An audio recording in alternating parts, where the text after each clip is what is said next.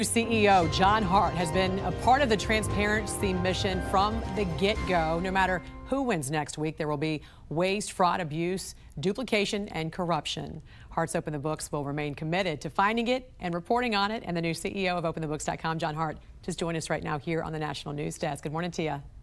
Good morning. It's great to be on. Thanks for having me. Of course. You know, John, we're so excited to have you on and have you be able to talk to all of the viewers right now every single week. Why did you get involved with this organization? What's your background? Because I understand you have some deep connections right now.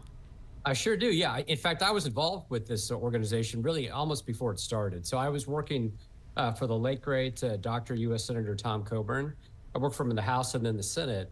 And when Coburn was elected to the Senate, he got to know another senator from Illinois named Barack Obama. And they wanted to do a bipartisan bill together, and Coburn persuaded Obama to focus on transparency. So we passed a bill in 2006 called the Federal Funding Accountability and Transparency Act. And Coburn, as you may remember, he was a legendary waste watcher. And what that bill did is it put all federal spending online for the first time. So Coburn's vision was to create really an ecosystem of citizen activism, of organizations that could put permanent downward pressure on spending and give taxpayers the information they need to hold politicians accountable. And Adam saw that bill happen. He was elated. He contacted our office, and then Open the Books started about 12 years ago. And I was an advisor early in that process and have been close to the organization since. And it was tragic what happened to Adam. And we're gonna honor his legacy, and we're gonna rev up the transparency revolution. Yeah, and speaking of the transparency revolution, it's so important because, as you mentioned, knowledge is power. In order to hold the powerful accountable, you need this information, and this is what this organization does. So someone watching from home, like you mentioned, can go to your website where you have all this compiled, where the American taxpayers' money is really going.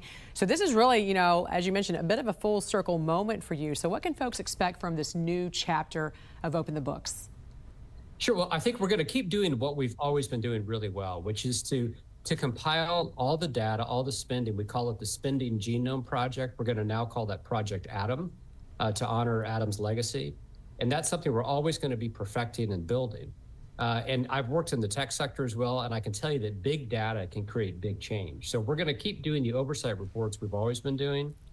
And again, exposing and shining a light on waste. Will the outcome of this election change what any of your investigations look like going forward?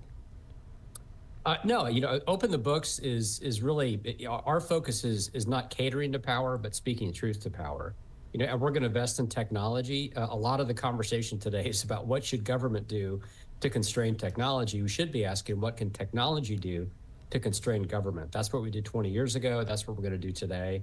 And there are so many changes coming on the horizon that we want to take all that data and give we the people, new tools to hold government accountable and to understand what Washington is doing with your money. We believe every dollar saved in Washington is a dream realized somewhere in America.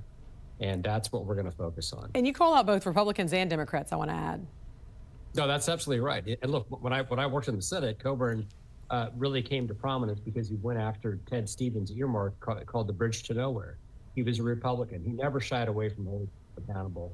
And Adam spoke truth to power. I'm going to speak truth to power. And again, we're on the side of taxpayers and this first principle of transparency. That's a building block of all of the other freedoms we enjoy as Americans.